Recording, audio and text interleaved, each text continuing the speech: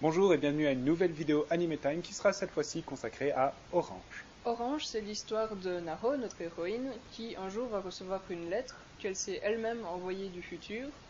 Et dans cette lettre, cette Naho du futur va lui demander de changer le cours des choses, certains événements, qui lui permettront d'effacer ses regrets, surtout envers Kakeru, un garçon de son lycée pour qui elle s'est attachée. En tout cas, je me rappelle que parmi tous les animés que tu m'avais proposés, le synopsis de celui-là m'était resté en tête parce que je trouve le concept super intéressant. Avoir l'occasion d'avoir un message du futur qui nous permettrait de réparer toutes nos erreurs, d'effacer nos regrets. Moi, personnellement, c'est un concept qui me plaît beaucoup. Surtout qu'en plus, ce concept est vraiment poussé et assez réfléchi dans tous les chemins qu'il pourrait prendre. Il y a un questionnement sur la légitimité, forcément, de cette lettre, sur s'il faut la suivre pas à pas, si toutes les décisions qui sont demandées d'être prises dans la lettre sont vraiment les bonnes, est-ce que c'est vraiment juste de suivre cette lettre. Il y a aussi tout un questionnement sur la responsabilité qu'on a envers nos amis, envers nos proches, nos amours, plus un questionnement sur le fait que si on répare certains de nos regrets, est-ce qu'on va pas en créer de nouveaux.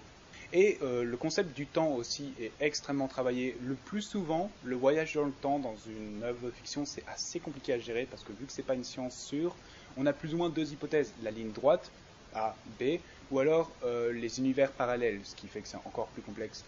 Et l'anime prend vraiment son temps à expliquer les deux possibilités et dans tel ou tel scénario, quelles seraient les conséquences et la façon de réussir ce voyage dans le temps. Effectivement, comme tu dis, le concept est suffisamment bien expliqué pour qu'il soit crédible. Cependant, à la fin, je pense qu'il est un peu beaucoup. Ils expliquent ça de manière un peu trop précise plutôt que de laisser une idée vague qui serait juste mystique et ça passe quoi dans une romance. Hein. C'est vrai que le fantastique aurait peut-être mieux marché de laisser moins d'explications. Là, ils veulent tellement expliquer les choses scientifiquement qu'il y a un moment où ça devient très hasardeux en fait comme technique pour renvoyer la lettre dans le temps. Ah oui, je trouvais aussi original que ce concept soit mis sur une romance, là où je verrais plus la manipulation du temps sur de l'action, de l'aventure, truc qui bouge.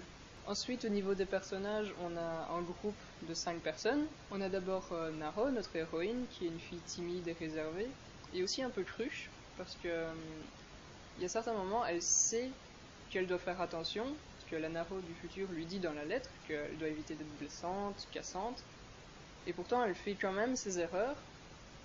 Et il y a parfois des moments où aussi elle comprend pas ce qu'on lui veut, alors que ça paraît simple et logique. Sans vraiment spoiler, il y a une scène où Kakeru en fait l'interpelle puis après lui tend la main comme ça. Et elle n'est pas fichue de comprendre que Kakeru veut juste lui prendre la main, alors que bon, ça paraît tellement clair.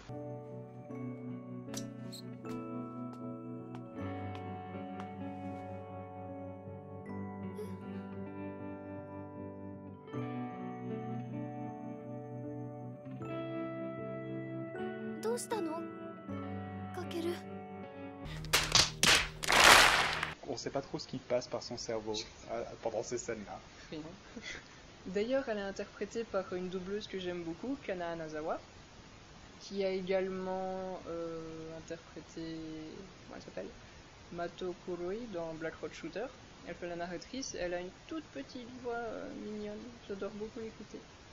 Ensuite, on a Kakeru, le garçon dont Naho est amoureuse, qui est aussi timide et réservé qu'elle, toutefois un peu moins, sinon ça ferait pas avancer les choses. Lui est pas vraiment timide, c'est juste qu'il cache énormément ce qu'il pense et ses émotions, donc réservé plus que timide, je dirais. En fait, il aime pas trop parler de ses problèmes pour pas inquiéter les autres.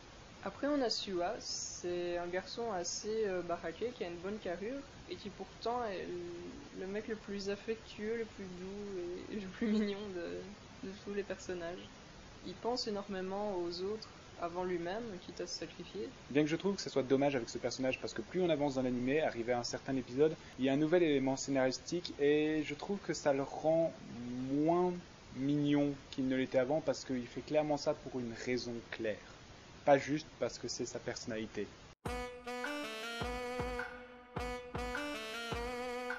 On a aussi Hagita, c'est le lunetteux en fond qui parle pas beaucoup. J'ai l'impression qu'il est beaucoup moins investi que les autres, même si je pense que pas vraiment, il s'exprime juste pas beaucoup. Et la plupart du temps, quand il parle, en fait, c'est pour faire de l'humour, qui est réussi, mais il fait à peu près que ça, en fait. Et à chaque fois qu'on a un événement important, souvent on va passer sur le visage de chacun pour qu'ils disent une petite phrase ou qu'on voit leur réaction, et lui, c'est souvent, il dit rien et il est neutre. Dans son bon personnage de lunetteux, c'est le gars qui justement a un point de vue très logique, surtout, très posé et très scientifique parfois. Et forcément, au milieu de ce groupe de gens assez énergétiques, lui reste souvent en arrière-fond, effectivement. Mais bon, ces phrases d'humour et de sarcasme sont cool. Ah oui, il reste super quand même. Et enfin, il y a les 2 dernières filles dont j'ai totalement oublié le nom, je suis désolée.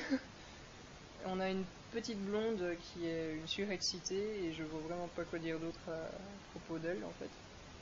À part qu'elle leur ramène des pains au curry, etc., de la bouffe. Ah oui, il y a toute une construction sur ses parents qui sont boulangers, etc. Oui. Voilà. Et puis l'autre qui est une très grande fille aux cheveux noirs et qui a un peu garçon manqué et qui n'hésiterait pas à donner des claques si elle pouvait. Pour parler un peu de l'animation, parce que c'est une des choses qu'il faut mettre un peu en avant dans ces animés, j'aime tout particulièrement l'animation de celui-là. Je trouve qu'il y a des expressions assez neuves et assez nouvelles dans les visages des gens, principalement avec leurs yeux, qui peuvent paraître énormes, surtout pour certains des personnages au début, mais qui vraiment offrent l'occasion de donner certains reflets, certains éclats. Puisque le but est de remonter un peu le moral de Kakeru dans l'animé, l'ambiance de l'animé est assez léger. Il y a beaucoup de montage des activités scolaires qu'ils font ensemble, ou alors des activités sportives, ou alors récréatives qu'ils font. Tout ça accompagné d'une musique assez sautillante, qui donnait vraiment du punch fait à la guitare, je suppose.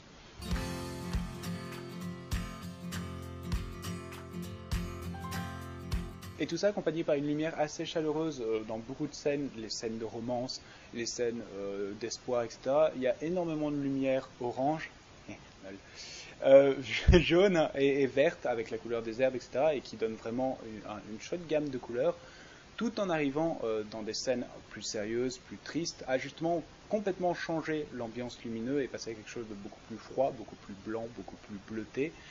Entre autres, par exemple, pour l'un des derniers épisodes qui s'intéresse intégralement au point de vue de Kakeru, qui est probablement un des épisodes le plus dur de tout l'animé. Et tant qu'on parle autant de l'animation, on va un peu parler des maisons de production, parce qu'en faisant un peu de recherche, j'ai regardé les 2 maisons de production qui avaient travaillé dessus, et ce sont des maisons de production qui ont énormément travaillé sur beaucoup de dessins animés et d'animés qui font partie de la plupart de notre enfance. La première des 2 studios d'animation, c'est TMS Entertainment, qu'on connaît pour avoir fait Ulysse 31, Rémi sans famille, Jeux 7 et Match et Georgie par exemple. Et la deuxième, c'est Telecom Animation Film, qui eux ont réalisé Minus et Cortex, les Animaniacs, quelques épisodes des aventures de Sonic, et surtout des épisodes de la série Batman et Superman des années 90. En conclusion, j'ai jamais vraiment regardé beaucoup de romances parce que c'est pas tellement mon truc. Mais celle-ci m'a bien plu et m'a beaucoup touché. Donc, à voir. Moi, pour le coup, les romances ne me dérangent pas. J'aime plutôt bien ça à condition que ça soit bien écrit, que ça part pas dans le cucu et dans le simpliste. Mais vraiment, dans l'animé, c'était plus le concept du temps et de réparer ces erreurs qui m'attiraient. Et au final, oui, je suis d'accord avec toi, je le conseillerais aussi et je trouve que c'est sacrément bien foutu. Comme toujours, merci d'avoir regardé cette vidéo. Vous pouvez l'aimer, la partager, vous abonner à ma chaîne et la partager également. J'ai une page Facebook où je vous tiens au courant de mes sorties mensuelles, une page Twitter, plus ou moins la même chose, et je vous retrouve la prochaine fois pour une nouvelle vidéo Anime Time. Tchuss.